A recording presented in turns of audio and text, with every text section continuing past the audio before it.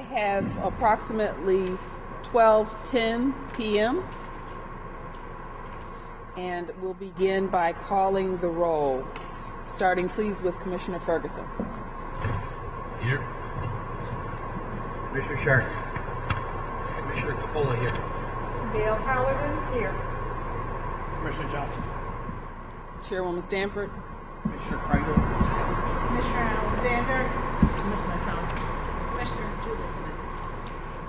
Terry Tracy, counsel to the board. And also present taking our minutes is Jessica Hamlin. And excused absent today are Commissioners Smith, Hernandez, and Elovich. Has everyone had an opportunity to review the minutes of our last board meeting of March 10th, 2014? Yes. Are there any corrections that anyone would like to suggest to those minutes?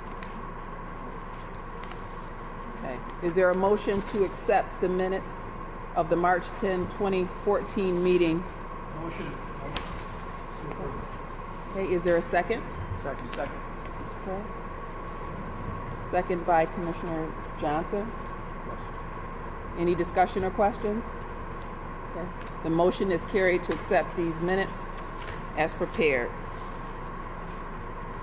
For old business, can the commissioners involved, and I think we have two of you here today, Commissioner Ferguson and Johnson, give us an update on the video project with the Office for Children and Family Services? Commissioners and I will be meeting with OCFS on Thursday. We have 3 interviews scheduled, one for each of us, in terms of doing a video production to assist the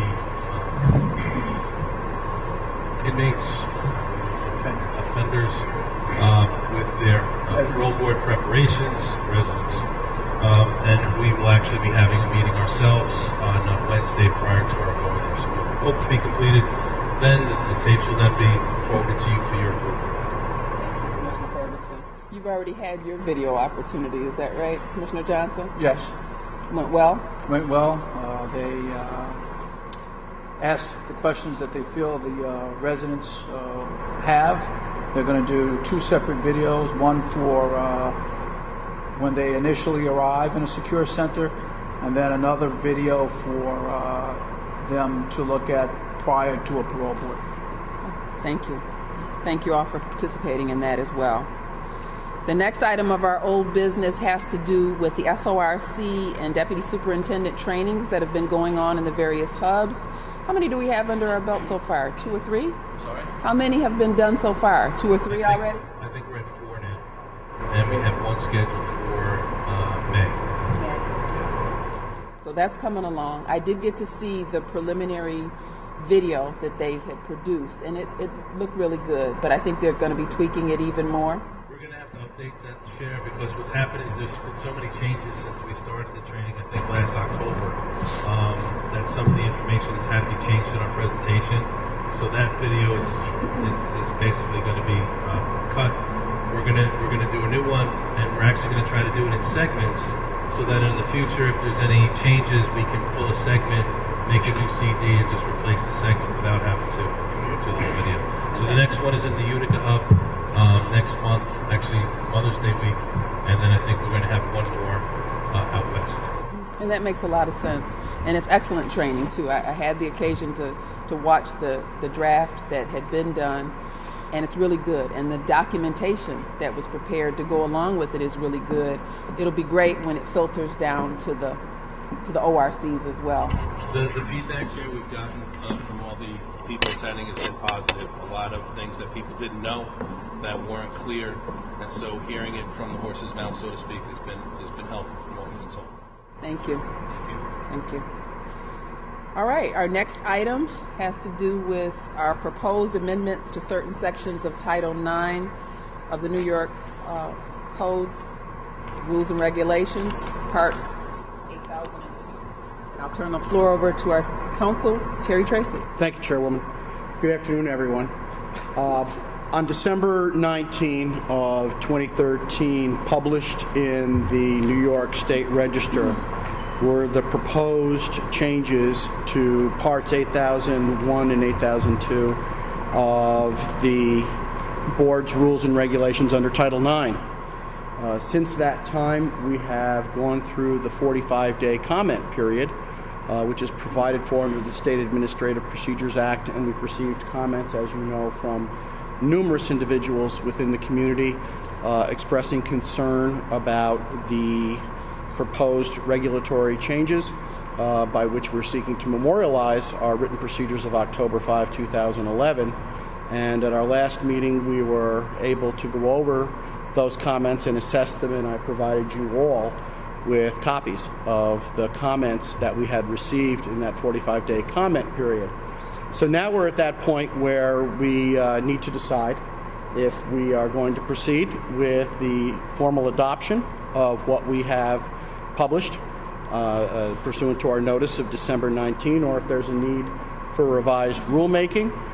If there, in light of what you have read and the summary and your experience with everything, if there's needs for revisions, we need to bring that up now. And if there are, in your estimation, no need for any revisions which would occasion a publication of a notice of revised rulemaking, which would carry a 30-day comment period, we would proceed that way. If, in your opinion, no changes are warranted, you can move to formally adopt these rules at this time. And if that is carried by the board, I will go forward with the next stage in the rulemaking process by filing a notice of adoption, adopting what was published on December 19 of 2013. Are there any questions? Any discussion anyone would like to initiate? Is there a motion? Motion to adopt. Okay. The motion has been made to adopt the proposed regulatory change. Is there a second? Second that motion. Seconded by Commissioner Paladin. All in favor, please indicate by saying aye. Aye. Aye. Any nays? Any abstentions? And I also had the proxy vote of Commissioner Hernandez. Very good. Thank you. Thank you all. Thank you. On to new business.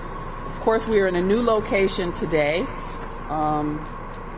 Want to thank all our partners at DOCS and at the Zone 5 Regional Law Enforcement Academy for making this space available to us in case we have public attendees. So I really appreciate all of the help that we've gotten from everyone from DOCS and the gracious hosting of the Enforcement Academy. Going forward, we have published on our public website and published with the Times Union and I believe the Schenectady Gazette. Yes. Our board meeting schedule for the whole year so that we don't have to do it every month. We will, of course, make changes if we need to cancel a meeting or postpone a meeting. But we have dates in every month through December, and we will be meeting here in this space and on Thursday mornings going forward. So, of course, any need for an absence, if you're on vacation, I assume you'll be absent unless you tell me otherwise. But any other need, just let me know, and if it's a good reason, certainly you will be excused. But I thank the fact that everybody has been able to travel here safely and hope that this is a good location that works for us in the future. So are there any questions about the public notice or about our meeting space? Any discussion we need to address on that? Chair, I just had a question about the Thursdays. We need to change to Thursday. It alters the working schedule quite a bit. And I would think it causes a hardship in many ways, but I was wondering what the need for Thursday was. Well, the space here is available better on Thursdays than Mondays. As you can see, this is a training academy, and they use this gymnasium for other purposes, and Monday is like a heavy day for them. So that was part of the consideration. So, Was the DOCS Academy not available or sufficient? Because, I mean, this is a change in regards to our duties and responsibilities. This is going to require us to be away from home for another night from our families.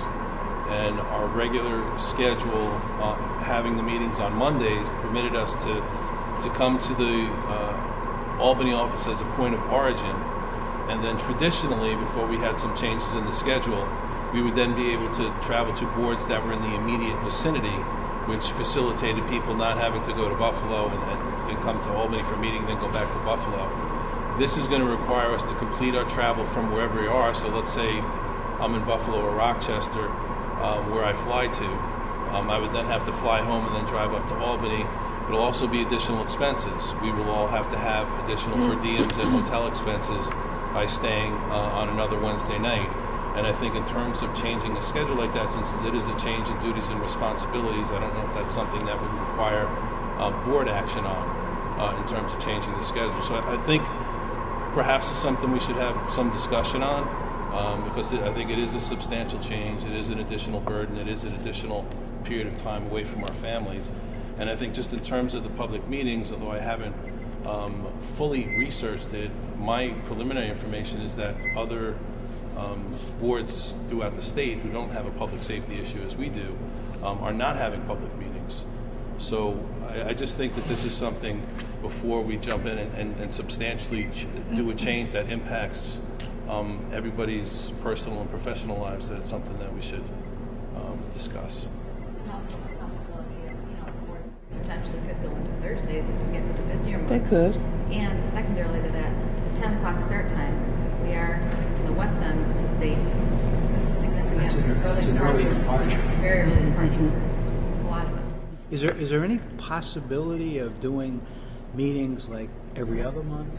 Or That is a possibility, and that is something that I've been willing to entertain since we came back to the format of making sure that we had sufficient space for a safe public meeting. So that's a possibility. But as I said at the outset, what I wanted to do was get out one public notice so that we could select some dates, get a good site that was secure for our purposes, and during our regular work week. So with respect to the other issues of transportation and being away from your home office for an additional day, certainly I can take those into consideration in looking at our schedule going forward to see where people are on those weeks. Because I'm not sure as I sit here if during the weeks that are scheduled anybody's coming from Buffalo, but I'll have to go back and look at the schedule to see where the boards are these particular weeks and to try to define how much of it is truly a hardship in terms of transportation. And of course, you have several commissioners who are more regionally in this area anyway. So, and taking into account the fact that anytime it's a personal hardship, because of any reason, doctor's appointments, family obligations, you can be excused from the meeting. But since we are all meeting together physically, video conference is no longer an option for us. It meant inherently there were going to be some big changes. So this is what the schedule is for now. I can consider, and we can continue discussing offline various other options from month to month. Go back and look and see where these board meetings would fall in light of the schedule of the boards for that month to see really how much travel we're talking about here and make adjustments. But we needed to get notice out that was sufficient for public notification and try not to reduplicate this month after month and only make changes when we need to cancel a meeting. So, anybody want to say anything else on the record now?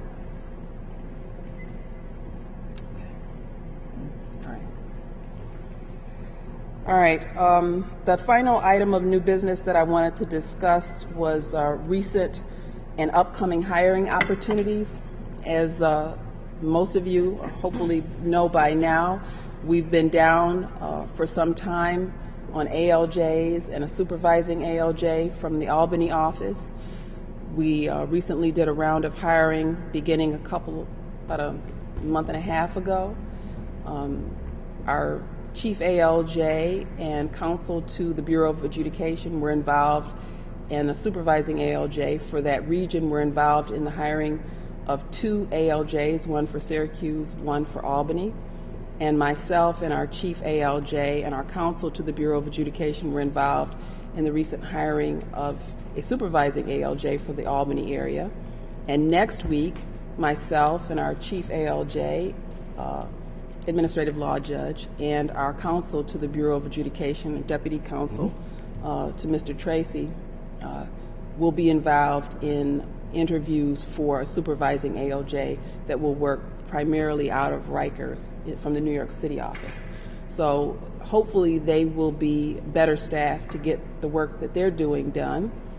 And then on the heels of that, we hope to have a posting up for a replacement for our board secretary who recently retired. So if anyone is approaching you interested in the position, please tell them to check the website for that posting so that they can get their application, their interest, their resume, cover letter into Human Resources with the Department of Corrections and Community Supervision so that we can have a good list of people to consider and to interview hopefully before the end of May. Okay? Finally, the only announcement you knew as of last month's meeting that we were losing to retirement our board secretary, executive assistant, was his preferred title.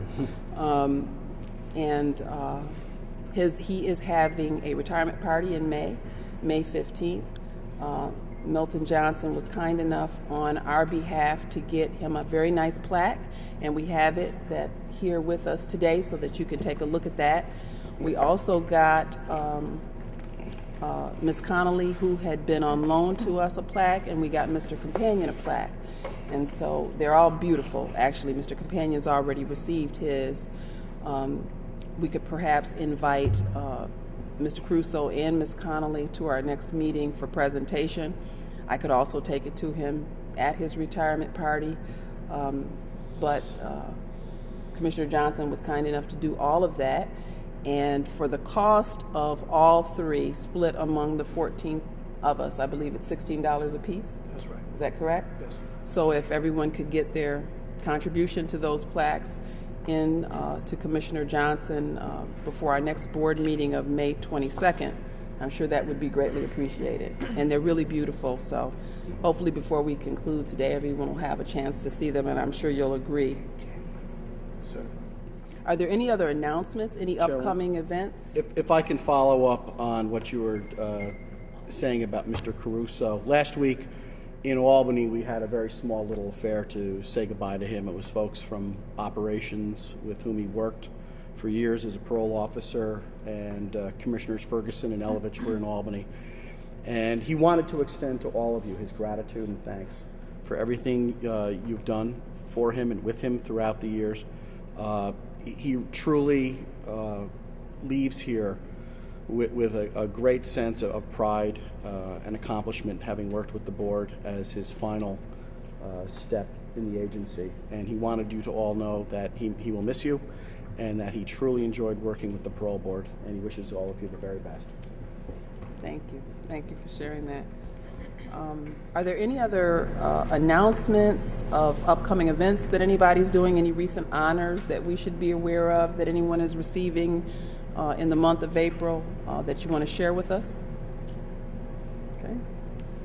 If not, we do have some items involving the confidential information of inmates to discuss that would necessitate executive session. So with that, is there a motion to adjourn the public portion of the meeting, enter into executive session, and at the conclusion of that, adjourn the meeting? Okay, is there a second? Okay. All in favor, please indicate by saying aye. Aye. Any nays? Any abstentions? Okay. We are entering into executive session. Public meeting is concluded. Thank you.